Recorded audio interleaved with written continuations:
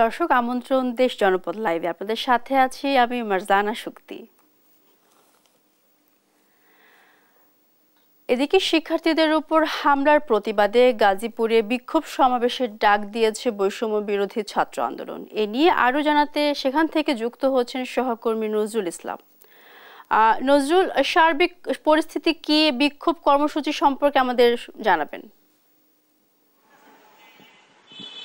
আপনি যেমনটা বলছিলেন, আপনি জানেন যে গতকাল রাত ৯টার দিকে কিন্তু আপনার গাজীপুরে যে সাবেক মন্ত্রী রয়েছে, অর্থাৎ সাবেক মুক্তিযোদ্ধা বিষয়ক মন্ত্রী আকুম মোজাম্মেল হক সাহেবের বাসায় কিন্তু হামলার একটি ঘটনা ঘটেছে। সেই ঘটনায় কিন্তু বৈষম্য বিরোধী ছাত্র আন্দোলনের যে নেতৃবৃন্দ রয়েছে তারা কিন্তু প্রতিহত করতে গেছিলেন। সেখানে লুটপাট এবং ভাঙচুরের প্রতিবাদে কিন্তু তারা সেখানে গিয়েছিলেন। তো সেখানে যাওয়ার পরে কিন্তু মাইক থেকে কিন্তু ডাকাত পড়েছে এই শব্দ ব্যবহার করে কিন্তু তাদের উপরে অতর্কিত হামলা করে। সেই হামলায় কিন্তু বেশ কিছুজন আহত হয় এবং গুরুতর আহত হয় এবং তাদেরকে কিন্তু তাজউদ্দিন আহমেদ মেডিকেল কলেজ হাসপাতালে কিন্তু তাৎক্ষণিকভাবে এনে ভর্তি করা হয়েছে। তবে গাজীপুরের আপনার এই ঘটনায় কিন্তু গাজীপুরের যে জেলা সমন্বয়ক রয়েছেন অর্থাৎ মুহিত জানিয়েছেন যেখানে তাদের বিরুদ্ধে তারা সেই মোজাম্মেল সাহেবের বাসায় যে অতর্কিত বা ভাঙচুরের ঘটনা সেটা তারা কিন্তু প্রতিরোধ করার জন্য কিন্তু তারা এখান থেকে গিয়েছিলেন। যাওয়ার পরেই কিন্তু তাদের উপরে কিন্তু হামলা হয়েছে, এটা কিন্তু তারা জানিয়েছেন। তো হামলার পরে কিন্তু রাত ৩টার সময় কিন্তু কেন্দ্রীয় যে সমন্বয়ক রয়েছেন অর্থাৎ সারজিদ আলম এবং হাসান আব্দুল্লাহ কিন্তু তাৎক্ষণিকভাবে তাদের যে কর্মী তারা যে আহত হয়েছেন হাসপাতালে কিন্তু ৩টার সময় এসে কিন্তু তাদের খোঁজ খবর নিয়ে গেছেন। তো এর পরিপ্রেক্ষিতে কিন্তু আজকে সকাল থেকে গাজীপুর কিন্তু মানে একটি জনসভা বা বিক্ষোভ সমাবেশ হওয়ার কথা রয়েছে। তো সেখানটায় কিন্তু আমরা দেখতে পাচ্ছি যে এখানে কিন্তু কিছু লোকজন কিন্তু অবস্থান নিয়েছেন এবং আমি যদি একটু দেখাতে চাই যে এই জায়গায় কিন্তু আপনার যদি একটু দেখাতে চাই এখানে কিন্তু কিছু লোকজন কিন্তু সড়কের মধ্যে তারা অবস্থান নিয়েছেন এবং এর প্রতিবাদে অর্থাৎ এই সন্ত্রাসী হামলার প্রতিবাদ জানিয়ে কিন্তু তারা মানে এখানে দাঁড়িয়েছেন এবং তারা কিন্তু সমাবেশ করার চেষ্টা করছেন এবং তারা কিন্তু আমরা দেখতে পাচ্ছেন এখানে আমার পিছনে সেই বিক্ষোভ যে সমাবেশ সেটা কিন্তু তারা এখানে করছেন। তো এই অবস্থার মধ্যে কিন্তু আমরা জানেন যে এই হামলার যে একটি প্রতিবাদ সেই প্রতিবাদে কিন্তু এখানে তারা কিন্তু শিক্ষার্থীদের উপরে গাজীপুরের শিক্ষার্থীদের উপর আকুম মোজাম্মেল হক এবং জাহাঙ্গীর আলম দোসরদের উপর হামলার প্রতিবাদ অবিলম্বে বিচারের দাবিতে কিন্তু তারা সমাবেশ ডেকেছেন। সেই সমাবেশ কিন্তু জেলা ও মহানগর যে বিভিন্ন কমিটি রয়েছে নাগরিক কমিটিতে সেই কমিটির ব্যানারে কিন্তু এখানে তারা কিন্তু দাঁড়িয়েছেন। তো আপনারা দেখতে পাচ্ছেন এখানে কিন্তু তারা অবস্থান নিচ্ছেন এবং তাদের যে কালকে যে হামলা হয়েছে সেই হামলার প্রতিবাদে কিন্তু তারা সেই বিক্ষোভটি করছেন এবং তারা কিন্তু এখানে দাঁড়িয়ে অবস্থান নিচ্ছেন এবং প্রতিবাদ জানিয়েছেন। তো আপনারা জানেন যে গাজীপুর কিন্তু এখন আপনার এইভাবেই আন্দোলন তারা করছেন এবং এই ঘটনায় কিন্তু তারা আপনার ১:৩০টার দিকে কিন্তু একটি সমাবেশ হওয়ার কথা, সেখানে কিন্তু কেন্দ্রীয় যে সমন্বয়ক আছেন তারা কিন্তু আসার কথা রয়েছে এখানে।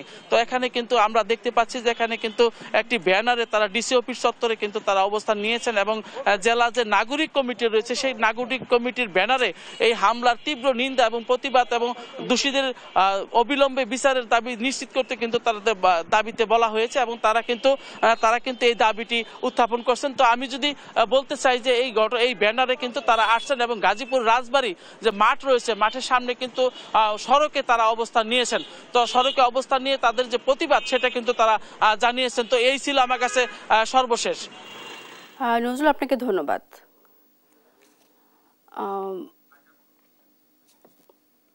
শুরু হয়েছে ঢাকা বিশ্ববিদ্যালয়ের ব্যবসায় শিক্ষা অনুষদের ভর্তি পরীক্ষা। এবার আসন প্রতি লড়ছেন ৩৯ পরীক্ষার্থী। এ নিয়ে আরো জানাতে ক্যাম্পাস থেকে সরাসরি যুক্ত হচ্ছেন সহকর্মী হাসান মাহমুদ। হাসান, ভর্তি যুদ্ধে কতজন অংশ নিয়েছে, সার্বিক পরিস্থিতি আমাদের জানাবেন। ধন্যবাদ আপনাকে। যেমনটা বলছিলেন যে ঢাকা বিশ্ববিদ্যালয়ের আজকে বিজনেস অনুষদের ভর্তি পরীক্ষা অনুষ্ঠিত হচ্ছে এবং সেখানে প্রায় ৪১,০০০ শিক্ষার্থী তারা কিন্তু পরীক্ষা অংশ নিয়েছে ইতিমধ্যে এবং আমরা দেখতে পাচ্ছি ঠিক ১১টায় পরীক্ষা শুরু হওয়ার কথা ছিল, সেই অনুযায়ী কিন্তু পরীক্ষা ইতিমধ্যে শুরু হয়েছে এবং এটি ১ ঘন্টা অর্থাৎ ১২টা পর্যন্ত চলবে এবং এই উপলক্ষে কিন্তু ক্যাম্পাসে যে সার্বিক নিরাপত্তা পরিস্থিতি সেটি কিন্তু ব্যাপক তৎপরতার সাথে নিয়ন্ত্রণ করা হয়েছে এবং কোনো ধরনের বিশৃঙ্খলা যাতে তৈরি না হয় হয় সে ব্যাপারে কিন্তু যথেষ্ট তৎপরতা দেখা গেছে আইন শৃঙ্খলা রক্ষাকারী বাহিনীর সদস্যদেরকে। সেখানে সাদা পোশাকে গোয়েন্দা সংস্থার লোকজন যেমন কাজ করছে, তেমনি বিভিন্ন আইন শৃঙ্খলা রক্ষাকারী বাহিনীর সদস্যরা তারা কিন্তু পোশাকে ডিউটি পালন করছেন। এবং আমরা দেখছি যে বিভিন্ন ফ্যাকাল্টি, ডিন এবং অন্যান্য প্রশাসনিক কর্মকর্তারা কিন্তু ঢাকা বিশ্ববিদ্যালয়ের ক্যাম্পাসে কিন্তু ইতিমধ্যে তৎপরতা বাড়িয়েছে। এবং আমরা দেখছি যে যাতে প্রশ্ন ফাঁস বা এরকম কোনো অভিযোগ বা এই ধরনের কোনো ঘটনা ঘটতে পারে সে ব্যাপারে কিন্তু তারা সর্বোচ্চ সতর্কতা অবলম্বন করেছে, আমরা যতটুকু কিন্তু জানতে পেরেছি। এবং আমরা কিছুক্ষণ পরেই ঢাকা বিশ্ববিদ্যালয়ের উপাচার্য নিয়াজ আহমেদ খান তিনি আমাদের সঙ্গে কথা বলবেন কিছুক্ষণ পরে।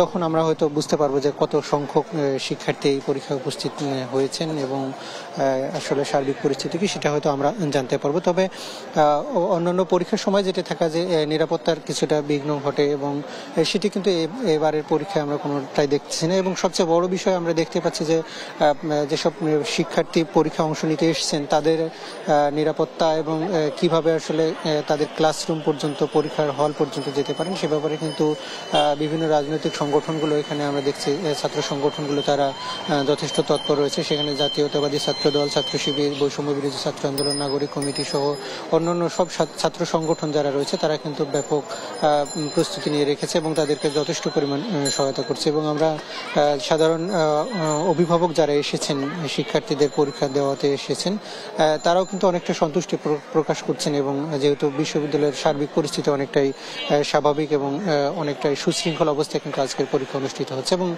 12টার পরে আসলে পরীক্ষা শেষ হবে, তখন হয়তো আমরা জানতে পারবো যে এবং আজকের পরীক্ষার সার্বিক প্রশ্নপত্রের মান কেমন ছিল সেটা হয়তো আমরা শিক্ষার্থীদের মুখ থেকে শুনতে পারবো। তো এই ছিল আমার কাছে ঢাকা বিশ্ববিদ্যালয় থেকে সবশেষ পরিস্থিতি। হাসান, আপনাকে ধন্যবাদ। চট্টগ্রামের বাজারে সবজির দাম নাগালের মধ্যে, তবে মাছ মাংসের দাম চড়া। এ নিয়ে আরো জানাতে সরাসরি যুক্ত হচ্ছেন সহকর্মী AKM নাজিম। নাজিম, বাজারে মাছ মাংসের দাম কত, ক্রেতাদের প্রতিক্রিয়া কি আমাদের জানাবেন? শীতকালীন সবজি বাজারে ভরপুর থাকার কারণে কিন্তু এসবের দামও কিন্তু হাতের নাগালে এসেছে। কারণ 20-30 টাকা, 20 থেকে 30 টাকা বা 40 থেকে 50 টাকার মধ্যে কিন্তু অনেক ভালো ভালো শাকসবজি পাওয়া যায়। বিশেষ করে আলু থেকে শুরু করে আলু, বেগুন, টমেটো এবং লাউ, এসব সবজির দাম কিন্তু অনেক কম বলা যায়। কারণ 30 থেকে 50 টাকার মধ্যে সবগুলো সবজির দাম নেমে এসেছে। এতে করে সাধারণ যারা মানুষ তাদের মধ্যে কিন্তু, যারা ক্রেতা সাধারণ রয়েছে তাদের মাঝে কিন্তু স্বস্তি ফিরে এসেছে। তারা যেমনটি বলছেন, শীতকালীন সবজি বাজারে ভরপুর থাকার কারণে এবং সরবরাহ ঠিক থাকার কারণে কিন্তু এসবের দাম কিন্তু হাতের নাগালে এসেছে। ব্যবসায়ীরা যেটি বলছেন, এই শীতকালে এসব সবজি দেশের বিভিন্ন জায়গা থেকে চট্টগ্রামে আসার যে আগে একটি প্রতিবন্ধকতা ছিল বা সড়ক পথে চাঁদাবাজি ছিল, সেটি না থাকার কারণে, সরবরাহ স্বাভাবিক থাকার কারণে মূলত এসব সবজির দাম কিন্তু একেবারেই হাতের নাগালে বলা যায়। কারণ এখানে 30 থেকে 40 টাকা, 50 থেকে 60 টাকা এরই মধ্যে কিন্তু সবগুলো সবজি পাওয়া যাচ্ছে। কিন্তু যারা ক্রেতা সাধারণ রয়েছে তাদের একটি আক্ষেপ বা ক্ষোভ রয়েছে যে শাকসবজির দাম যেভাবে তুলনামূলক হারে কমে এসেছে, কিন্তু সেভাবে মাছ মাংসের দাম কিন্তু কমে আসেনি। কিন্তু এতে করে তাদের মাঝে এক ধরনের ক্ষোভ দেখা যাচ্ছে। কারণ আমরা এখানে দেখেছি বাজারের মধ্যে দেশীয় যেসব মাছ রয়েছে, রুই, কাতলা, মৃগেল, কালীবাউস, তেলাপিয়া, এসব মাছ কিন্তু দাম বাড়তির দিকে। কারণ এখানে তেলাপিয়া মাছ বিক্রি হচ্ছে আপনার 280 থেকে 300 টাকা পর্যন্ত, আর পাঙ্কাশ মাছ বিক্রি হচ্ছে আপনার 230 থেকে 250 টাকা পর্যন্ত। এসব মাছের দামের কারণে কিন্তু সাধারণ যারা মানুষ তাদের মধ্যে এক ধরনের ক্ষোভও তৈরি হয়েছে। আরো বেশি হচ্ছে যে রুই, মৃগেল, কালীবাউস, এসব মাছের দাম কেজি প্রতি 350 থেকে 400 টাকা, আবার অনেক ক্ষেত্রে 450 টাকা পর্যন্ত বিক্রি হচ্ছে। তারা যেটি বলছেন, ব্যবসায়ীরা বলছেন যে সরবরাহ কিছুটা কম থাকার কারণে কিন্তু দেশীয় এসব মাছের দাম বৃদ্ধি বেশি রয়েছে। পাশাপাশি সামুদ্রিক যেসব মাছ রয়েছে সেসব মাছেরও কিন্তু দাম বেশি।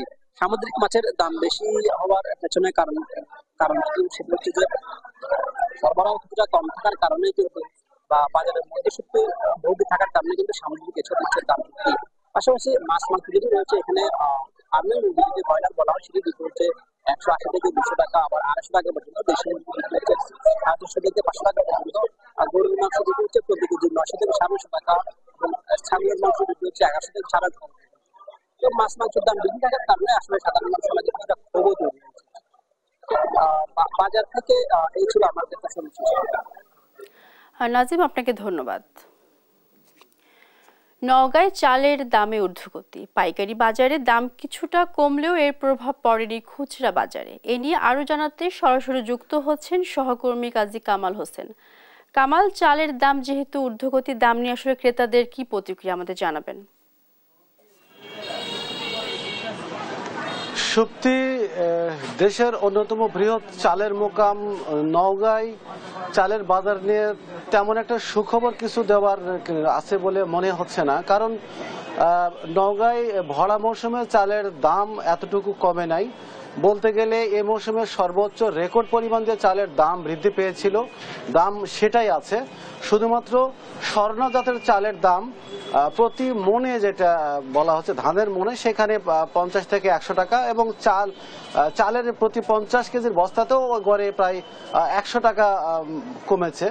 কিন্তু খুচরা যে চালের বাজার যেটা বলা হচ্ছে, খুচরা চালের বাজারেও বলতে গেলে 1 থেকে 2 টাকা কমেছে। এছাড়া অন্যান্য যে চাল বলা হচ্ছে, অন্যান্য সকল প্রকার চালের দাম তেমন একটা কমেনি।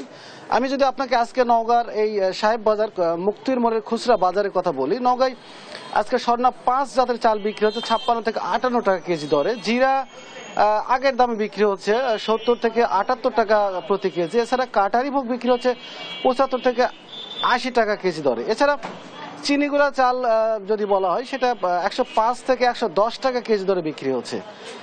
আর যেটা স্বর্ণার আরেকটি জাত আছে, সেটা হচ্ছে যে স্বর্ণা 51, যেটা সেটাও বিক্রি হচ্ছে 56 থেকে 58 টাকা, এবং গুটি স্বর্ণা সেটাও বিক্রি হচ্ছে 56 থেকে 58 টাকা কেজি দরে।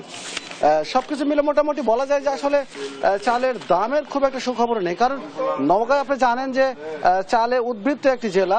এই জেলায় এবারে নওগাঁয় আমন ধান যেটা উৎপাদন হয়েছে 1,96,125 হেক্টর জমিতে আমন ধান উৎপাদিত হয়েছিল, এবং চাল উৎপাদিত হয়েছে প্রায় সাড়ে 6 লক্ষ মেট্রিক টন, 6.5 লক্ষ মেট্রিক টন চাল উৎপাদন হয়েছে। আমি সত্যি আপনাকে যদি জানিয়ে রাখি, নওগাঁয় 3 মৌসুমে, আউশ আমন বড় 3 মৌসুমে চাল উৎপাদিত হয় প্রায় 17 লক্ষ মেট্রিক টন।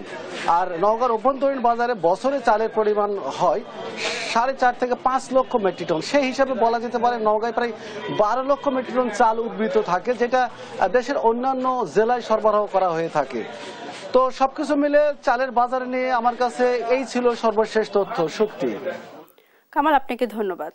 দখল দূষণে মৃতপ্রায় কিশোরগঞ্জের নরসুন্দা নদী। পৌরসভা ও পানি উন্নয়ন বোর্ড যৌথ উদ্যোগে 110 কোটির প্রকল্প হাতে নিলেও একযুগেও করেনি বাস্তবায়ন। বিস্তারিত জানাতে সরাসরি যুক্ত হচ্ছেন সহকর্মী তোফায়েল আহমেদ। তোফায়েল, প্রকল্প শেষ না হওয়ার কি কারণ বলছেন আসলে সংশ্লিষ্ট কর্তৃপক্ষ, আমাদের জানাবেন। জি, আসলে আপনি যেমনটা বলছিলেন, কিশোরগঞ্জের বুক চিরে বয়ে চলা নরসুন্দা নদী কিন্তু একসময়ের খরস্রোতা নদী হিসেবে পরিচিত ছিল। ব্যবসায়িক এবং অর্থনৈতিকভাবে কিন্তু এই নদীটির গুরুত্ব একটা সময় খুবই গুরুত্ব বহন করত।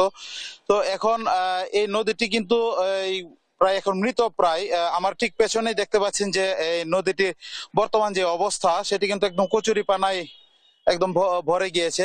আর আমরা আসলে কথা বলেছিলাম এখানকার যে পৌর প্রশাসন, তারা আসলে যেমনটি বলছেন, ইতিমধ্যেই কিন্তু তারা যে নদী পরিষ্কারের যে কাজ, সেটি তারা হাতে নিয়েছে বলে আমাদেরকে জানিয়েছে। তো এই নদীটিকে ঘিরে কিন্তু বিগত সময়ে প্রায় 110 কোটি টাকার প্রকল্প হাতে নেওয়া হয়েছিল। আসলে সেটি বিভিন্ন সময় বিভিন্ন কারণে আসলে সেটি এখনো সম্পূর্ণ বাস্তবায়ন হয়নি, যার কারণে আসলে এই নরসুন্দা নদীটিকে নিয়ে এই কিশোরগঞ্জের যে স্থানীয় বাসিন্দা রয়েছেন, তারা আসলে যেমনটি বলছেন যে নদীটি দ্রুত পরিষ্কারের মাধ্যমে আসলে এবং নদীটির নাব্যতা ফিরিয়ে আনার জন্য যে ধরনের ব্যবস্থা নেওয়া দরকার, সেটি যদি প্রশাসন থেকে নেওয়া হয়, তাহলে নদীটি সেই আগের তার পুরনো রূপে ফিরে যাবে। একটু তথ্য যদি আপনাদেরকে জানিয়ে রাখি, 1980 সালে এখানকার যে হুসেনপুর উপজেলায় যে কাউনা নামক একটি স্থান রয়েছে, সেখানে একটা বাঁধ দেওয়ার পরেই কিন্তু নদীটি সেই দূষণের কবলে পড়ে যায়, যার কারণে কিন্তু এই নদীটি বাণিজ্যিক ভাবে এবং অর্থনৈতিক ভাবে কিন্তু আসলে এই দেশের অর্থনীতিতে ব্যাপক ক্ষতির সম্মুখীন হয়। তো আমরা আসলে যেটি আসলে আমরা জানতে পেরেছি, পানি উন্নয়ন বোর্ড আসলে যেমনটি বলছেন, বা এই নদীটি পুনরুদ্ধারে দ্রুতই কাজ আসলে শুরু হবে। আসলে দেখতে পাচ্ছেন যে নদীটির এখন কিন্তু শীতকালীন মৌসুম, এখানে কিন্তু এই শীতের যে অতিথি পাখির কিন্তু একটা অভয়ারণ্যশ্রম আসলে এখানে কিন্তু হয়। কিন্তু এবার এই নদীটি পরিষ্কার না থাকার কারণে যে অতিথি পাখিগুলো আমরা এখানে যেগুলো দেখতে পাচ্ছি সেগুলো কিন্তু পানির সংকটে কিন্তু কষ্ট করছে, এবং অতিথি পাখি সেই আগের মতো কিন্তু আর এখানে আসছে না। তো আমরা আসলে কথা বলেছিলাম যে আজকে এই যে পৌর প্রশাসন রয়েছেন তারা আসলে যেমনটি বলছেন যে ইতিমধ্যে কিন্তু তারা এই নদীটির যেই পরিষ্কারের কার্যক্রম এবং নদীটি খননের কার্যক্রম তারা হাতে নিয়েছে, এবং তারা বলছে যে খুব দ্রুততম সময়ের মধ্যেই এই নদীটির যে পরিষ্কার এবং খননের কাজ আসলে তারা শুরু করবে। তো এই ছিল মূলত কিশোরগঞ্জ থেকে আমার কাছে নরসুন্দর নদীর সর্বশেষ খবর। তোফায়েল, আপনাকে ধন্যবাদ। দৌলতদিয়া 1, 2, 5 ও 6 নম্বর ফেরিঘাট দীর্ঘদিন যাবৎ বিকল অবস্থায় রয়েছে। 3টি সচল ঘাট রয়েছে, তাও জরাজীর্ণ অবস্থায়। আরও জানাতে সরাসরি যুক্ত হচ্ছেন রাজবাড়ী থেকে আমাদের সহকর্মী শফিকুল ইসলাম শামীম। শামীম, ঘাট মেরামতের সংশ্লিষ্ট কর্তৃপক্ষ কার্যকর কোনো পদক্ষেপ নিচ্ছেন কিনা আমাদের জানাবেন। ধন্যবাদ। আপনি যেমনটি জানাচ্ছেন যে রাজবাড়ী জেলার দৌলতদিয়া পাটুরিয়ার যে নৌরুটটি রয়েছে এটি দেশের বৃহত্তর একটি নৌরুট। এই নৌরুট দিয়ে দক্ষিণ পশ্চিমাঞ্চলের 21টি জেলার রাজধানীর সাথে যোগাযোগের। তো আমি এই মুহূর্তে রয়েছি দৌলতদিয়া ঘাটের 5 নম্বর এবং 6 নম্বর ফেরিঘাটের মাঝে। তো এই ফেরিঘাট জায়গাটি রয়েছে, সেই ফেরিঘাটের চিত্রটি যদি আমি বলি, সেখানে বলতে হবে যে এই দৌলতদিয়া পারে 7টি ফেরিঘাট রয়েছে, তার মধ্যে 4টি ফেরিঘাট দীর্ঘদিন যাবৎ বন্ধ রয়েছে, আর 3টি ফেরিঘাট অব্যবস্থাপনায় রয়েছে, জরাজীর্ণ অবস্থায়। তবে এই যে 5 নম্বর ফেরিঘাটটি আর 6 নম্বর ফেরিঘাটটির 2টি পল্টন এখানে দেখা যাচ্ছে, সে পল্টন দুটি দীর্ঘদিন যাবৎ কিন্তু এখানে অকার্য হিসেবে পড়ে রয়েছে।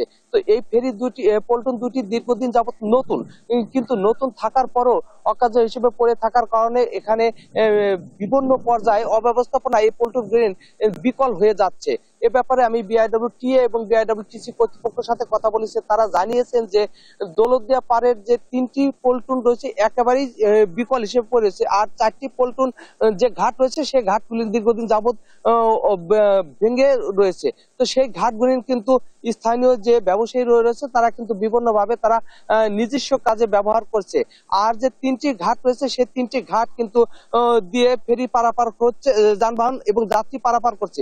আর এই 3টি ঘাট থাকার কারণে অনেক সময় দেখা যাচ্ছে যে ঘাটে একাধিক ফেরি এসে লঙ্গর করে বসে থাকে। ঘাটের অভাবে কিন্তু তারা ফেরিগুলি ভিড়তে পারে না, যে কারণে যে সকল যাত্রী বা চালক রয়েছে তাদেরকে নানা প্রকার দুর্ভোগ পোহাতে হয়। এ ব্যাপারে আমরা অনেক চালকের সাথে বা যাত্রীদের সাথে কথা বলেছি, তারা কিন্তু যে জিনিসটি জানিয়েছেন যে দৌলতদিয়া ঘাটে অব্যবস্থাপনা, বিআইডব্লিউটিসি এবং বিআইডব্লিউটিএ কর্তৃপক্ষের অব্যবস্থাপনার কারণে প্রতিনিয়তই নানা প্রকার দুর্ভোগ পোহাতে হয়। আর এই দুর্ভোগের কারণে কিন্তু যাত্রীদের ও চালকদের যে চরম যে দুর্ভোগটা পোহাতে হচ্ছে।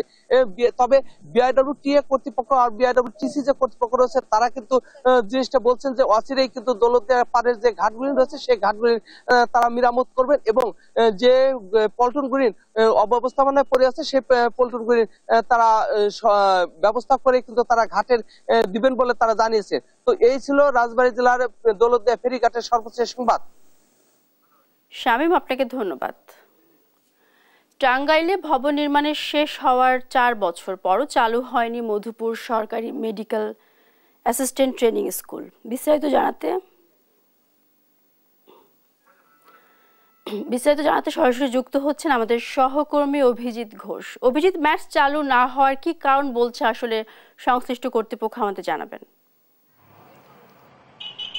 আচ্ছা সুপ্তি, আপনি যেমনটি বলছিলেন যে সারা দেশের ন্যায় এই টাঙ্গাইলের মধুপুরে এই medical assistant training school mats এটি নির্মাণ করা হয়েছে 2021 সালে। এটি নির্মাণ কাজ শেষ করে ঢাকার একটি ঠিকাদারি প্রতিষ্ঠান নুরানি কনস্ট্রাকশন, এবং এরপরে গত 2 বছর আগে স্বাস্থ্য প্রকৌশল অধিদপ্তর থেকে স্বাস্থ্য শিক্ষা প্রকৌশল অধিদপ্তরকে এটি হস্তান্তর করে। তবে এখন পর্যন্ত এই ম্যাটস ম্যাথসের এখন পর্যন্ত লোকবল থেকে শুরু করে যে শিক্ষক যে কর্মচারী রয়েছে তাদেরকে নিয়োগ দেওয়া হয়নি এবং এই নিয়োগ দেওয়ার না কারণে এই প্রতিষ্ঠানটি একটি ভিতরে বাড়ি হিসাবে এলাকা মানুষ মনে করে এবং এই 2 বছরে এটি চালু না হওয়াতে এইখানকে যারা মাদকসেবী রয়েছে তারা এইখানে তারা নেশা করেন এমনটি এলাকাবাসী জানিয়েছে এবং এই জেলার সিভিল সার্জন যিনি রয়েছেন মিনাজউদ্দিন, আমি তার সাথে কথা বলেছিলাম, উনি যেটি জানিয়েছেন যে এই ম্যাথসের বিষয়ে তাদের এখন পর্যন্ত অবহিত করা হয়নি, তবে এটি যেহেতু স্বাস্থ্য শিক্ষা প্রকৌশল অধিদপ্তরে, তবে যে কারণে জেলার যে সিভিল সার্জন রয়েছে তারা এই বিষয়ে কোনো অবগত নেই এবং পাশাপাশি এই ম্যাথস তৈরিতে সরকার এখানে 34 কোটি টাকা বিনিয়োগ করলেও এখন সেটি পরিত্যক্ত অবস্থায় পড়ে রয়েছে। এই ম্যাথসে 4 তলা থেকে 6 তলা পর্যন্ত প্রায় 6টি ভবন রয়েছে, সেই 6টি ভবনেও কোনো কাজকর্ম, এইখানে একজন নাইট গার্ড রয়েছেন রাসেল, যেটি জানিয়েছেন যে বলছেন যে কর্তৃপক্ষ তাকে জানিয়েছে যে এই সরকার নির্ধারিত কোনো সরকার না আসা পর্যন্ত এই ম্যাথসের কার্যক্রম তেমন শুরু করতে পারবেন না বলে এমনটি এইখানকার যিনি নাইট গার্ড রয়েছেন তিনি আমাদেরকে জানিয়েছেন। পাশাপাশি এটি এই ম্যাথসকে কেন্দ্র করে এই এলাকাতে যে ব্যবসা প্রতিষ্ঠান রয়েছে, পাশাপাশি এই অঞ্চলে মানুষ যারা রয়েছেন তারাও অনেক ঘর নির্মাণ করেছে। তাদের আশা ছিল যে এই ম্যাথসে যারা পড়তে আসবেন এই শিক্ষার্থীরা তারা এখানে থাকবেন এবং এইতে কেন্দ্র করে এইখানে উন্নয়নের পাশাপাশি এই ম্যাথস যেন তারা দ্রুত চালু করে সরকার, সেই আহ্বান জানিয়েছেন এই এলাকার মানুষজন। এই ছিল টাঙ্গাইলের ম্যাথস থেকে সর্বশেষ। অভিজিৎ, আপনাকে ধন্যবাদ। কুষ্টিয়া ইসলামী বিশ্ববিদ্যালয় থানা ঝাউদিয়ায় হস্তান্তরের প্রতিবাদে বিক্ষোভ সমাবেশ করছে স্থানীয়রা। এ নিয়ে বিস্তারিত জানাতে আমাদের সাথে যুক্ত হচ্ছেন সহকর্মী নাহিদ হাসান তিতাস। তিতাস, সেখানকার কি পরিস্থিতি দেখছেন আমাদের জানাবেন।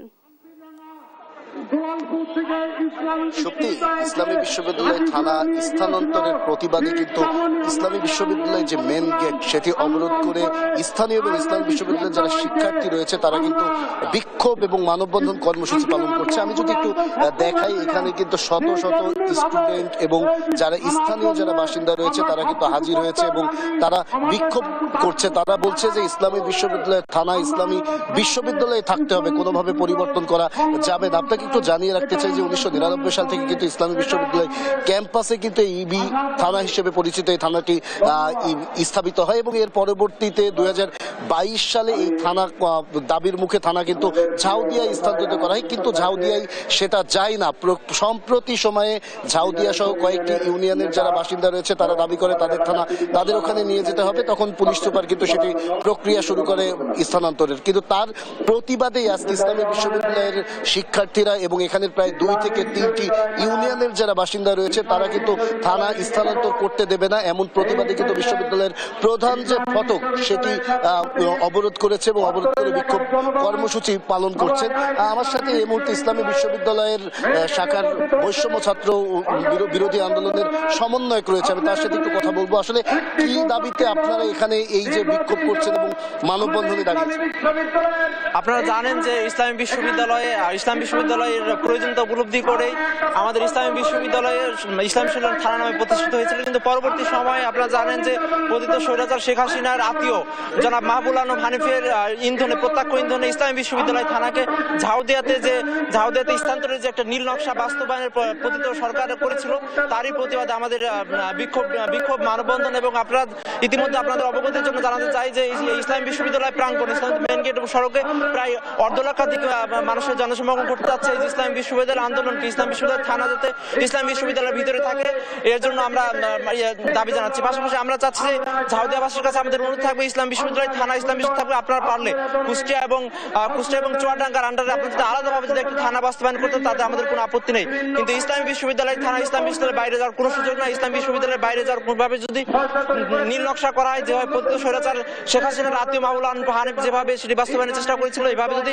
আবারও যদি চেষ্টা করা হয় তাহলে এই সাধারণ শিক্ষার্থী এবং ইসলাম বিশ্ববিদ্যালয়ের 18,000 শিক্ষার্থী এবং প্রায় কয়েক লক্ষ যে জনসমষ্টি তারা সর্বোচ্চ শক্তি দিয়ে এটিকে প্রতিহত করবে। কারণ পতিত স্বৈরাচারী রেখে যাওয়া কোনো সিস্টেমকে আমরা কোনোভাবে এখন মূল্যায়ন করতে পারি না, কারণ তারা নিজেদের সুবিধার জন্য নিজের স্বার্থ যখন হাসিল করতে পারে না ইসলাম বিশ্ববিদ্যালয় থানা ইসলাম বিশ্ববিদ্যালয়ে অবস্থান করার কারণে, সেটি তারা নীলনকশা বাস্তবায়নের জন্য মূলত জাভেদাতে স্থানান্তরের চেষ্টা করছে। যেমনটি শুনছিলেন, আসলে এখানে যারা বিক্ষুব্ধ জনতা এবং শিক্ষার্থীরা আছে তারা বলছে যে আসলে আওয়ামী লীগের যারা দোষর রয়েছে, যারা সহযোগিতা রয়েছে থানাতে স্থানান্তরের জন্য তারা কিন্তু একটু পরিকল্পনা করেছে, তাই তারা এই নীল নকশা কোনোভাবে বাস্তবায়ন হতে দেবে না। কারণ তারা বলছে বিশ্ববিদ্যালয় একটি গুরুত্বপূর্ণ জায়গা, সেখানে থানাটি যদি স্থানান্তরিত হয়ে যায় সেখানে শিক্ষার্থীরা কিন্তু নিরাপত্তাহীনতায় ভুগবে। এছাড়াও এখানে যে 3টি ইউনিয়ন রয়েছে আশপাশে, সেই ইউনিয়নের মানুষও কিন্তু নিরাপত্তাহীনতায় ভুগবে। তাই তারা বলছে কোনোভাবে ইসলামী বিশ্ববিদ্যালয় থেকে এই যে থানা এটি স্থানান্তর করতে দেওয়া হবে না। তারা বলছে যদি স্থানান্তর করা হয় তাহলে কিন্তু কঠোর থেকে আরো কঠোর আন্দোলনের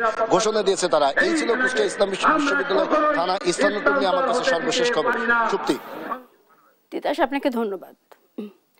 ময়মনসিংহে ৮ম বিভাগীয় ক্রীড়া প্রতিযোগিতা অনুষ্ঠিত হচ্ছে। বিস্তারিত জানাতে সরাসরি যুক্ত হচ্ছেন আমাদের সহকর্মী ইলিয়াস আহমেদ। ইলিয়াস, ক্রীড়া প্রতিযোগিতা ঘিরে কি কি কর্মসূচি রয়েছে, কতজন প্রতিযোগী অংশগ্রহণ নিচ্ছে আমাদের জানাবেন। সুস্থ দেহে সুস্থ মন এই প্রতিবাদ নিয়ে ৮ম বিভাগীয় বার্ষিক ক্রীড়া প্রতিযোগিতা শুরু হয়েছে। অর্থাৎ কিছুক্ষণ আগে থেকেই কিন্তু ক্রীড়া প্রতিযোগিতা শুরু হয়েছে। সেখানে কিন্তু ছেলে মেয়েদের অংশগ্রহণে বিভিন্ন ইভেন্ট কিন্তু ইতিমধ্যেই চলছে। সেই ১০০ মিটার দৌড় আমরা ইতিমধ্যেই সম্পন্ন হয়েছে ছেলেদের। এখন কিন্তু মেয়েদের ১০০ মিটার দৌড় হবে। অর্থাৎ এছাড়াও লং জাম্প এবং এছাড়াও আরো কিন্তু বিভিন্ন কর্মচারীদের বিভিন্ন ইভেন্ট কিন্তু রয়েছে। আমরা যেটুকু জেনেছি যে প্রায় ২০০ শিক্ষার্থী এই প্রতিযোগিতায় অংশগ্রহণ করেছে। অর্থাৎ ২৬টি ইভেন্টে কিন্তু তারা অংশগ্রহণ করছে। অর্থাৎ কিছুক্ষণ আগে থেকেই তাদের যে দৌড় প্রতিযোগিতা সেটি কিন্তু শুরু হয়েছে। এখন কিন্তু এই যে ঐতিহাসিক সার্কিট হাউস মাঠে কিন্তু ১০০ মিটার বালিকাদের দৌড় প্রতিযোগিতা তারা কিন্তু শুরু করেছেন এবং সকাল ৯টা থেকে এই অনুষ্ঠানটি শুরু হওয়ার কথা থাকলেও কিছুটা অব্যবস্থাপনার কারণে সকাল ১১টার দিকে অনুষ্ঠানটি শুরু হয়েছে এবং শিক্ষার্থীরা এ নিয়ে কিন্তু কিছুটা ক্ষোভ প্রকাশ করেছেন এবং আমরা দেখেছি এই অনুষ্ঠানটির উদ্বোধন করেছেন বিভাগীয় কমিশনার মুক্তার আহমেদ এবং এছাড়াও সরকারি অন্যান্য কর্মকর্তারা কিন্তু তারা এখানে রয়েছেন এবং বিভাগীয় কমিশনার বলেছেন যে সুস্থ দেহে সুস্থ মন, অর্থাৎ খেলাধুলার কোনো বিকল্প নেই। শিক্ষার্থীদের মানসিক শারীরিকভাবে গড়ে ওঠার লক্ষ্যে কিন্তু খেলাধুলা সেটি কিন্তু নিয়মিত করতে হবে, সেই বিষয়টি কিন্তু তারা বলছিলেন। এছাড়াও দেখেছি যে আমরা অন্যান্য যারা কর্মকর্তা রয়েছেন তারাও কিন্তু এখনো পর্যন্ত খেলা উপভোগ করছেন। অর্থাৎ বিশেষ করে বাংলাদেশ কর্মচারী কল্যাণ বোর্ডের আয়োজনে এবং ব্যবস্থাপনায় বিভাগীয় কমিশনার কার্যালয় কিন্তু এই ইভেন্টটি কিন্তু বাস্তবায়ন করছেন। অর্থাৎ এখানে কিন্তু সরকারি কর্মকর্তা কর্মচারী যারা রয়েছেন তাদের কিন্তু স্কুল পড়ুয়া ছেলেমেয়েরা এই ইভেন্টে কিন্তু বিভিন্ন ইভেন্টে তারা অংশগ্রহণ করেছেন এবং আমরা বেশ কয়েকজন যারা খেলাধুলায় অংশগ্রহণ করেছেন তাদের সঙ্গে কথা বলেছিলাম। তারা বলছেন যে এই প্রতিযোগিতায় অংশগ্রহণের জন্য কিন্তু তারা দীর্ঘদিন ধরে কিন্তু তারা তাদের অনুশীলন সেটি কিন্তু চালিয়ে যাচ্ছেন। অর্থাৎ এখান থেকে তারা কিন্তু তাদের যে প্রতিযোগিতা সেটি কিন্তু আরো কার্যকরী হবে এবং আগামীতে আরো ভালো করার লক্ষ্যে কিন্তু তারা তাদের যে অনুশীলন কার্যক্রম সেটি কিন্তু আরো চালিয়ে যাবেন। সেই বিষয়টি কিন্তু এখানকার যারা অংশগ্রহণ করেছেন তারা কিন্তু আমাদেরকে জানিয়েছেন। অর্থাৎ বলা যায় যে একেবারেই উৎসবমুখর পরিবেশের মধ্য দিয়ে ৮ম বার্ষিক বিভাগীয় প্রতিযোগিতা সেটি কিন্তু শুরু হয়েছে। এই ছিল আমার কাছে ময়মনসিংহ থেকে সর্বশেষ। ইলিয়াস, আপনাকে ধন্যবাদ।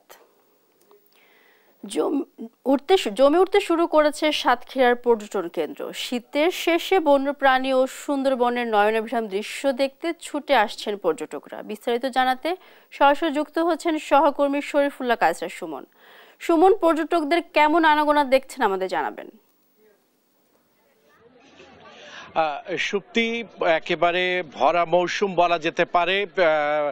পর্যটনের এই ভরা মৌসুম চলে গেল যখন মানুষের আকাঙ্ক্ষা ছিল যে, এবং এখানকার পর্যটন শিল্পের সাথে যারা যুক্ত ছিল তাদের প্রত্যেকের প্রত্যাশা ছিল যে এবার যেহেতু সাতক্ষীরার ব্র্যান্ডিং স্লোগান যে সাতক্ষীরার আকর্ষণ সড়কপথে সুন্দরবন, সেই সুন্দরবনে কাঙ্ক্ষিত পর্যটকরা আসবেন, সেই পর্যটকরা এসেছে। তবে সেটি এসেছে একেবারে পর্যটন মৌসুমের শেষ দিকে এসেছে। আমরা যখন দেখছি যে সব সুন্দরবন, বসন্তপুর, নৌবন্দর সহ আজকে এই যে মুজাফফর গার্ডেন, এই অন্যতম পর্যটন কেন্দ্র, এখানেও কিন্তু ভরে উঠেছে পর্যটকদের মিলন মেলায়।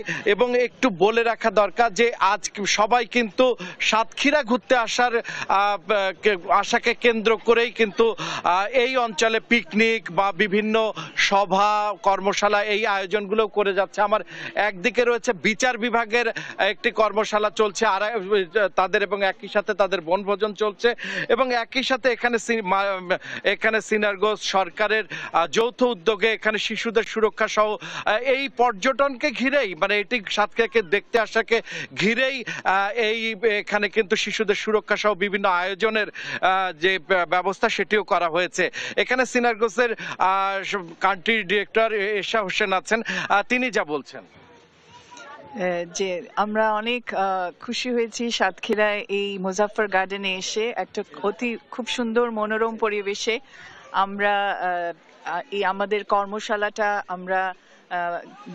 আমরা চিন্তা করেছি যে আমরা এখানেই করব।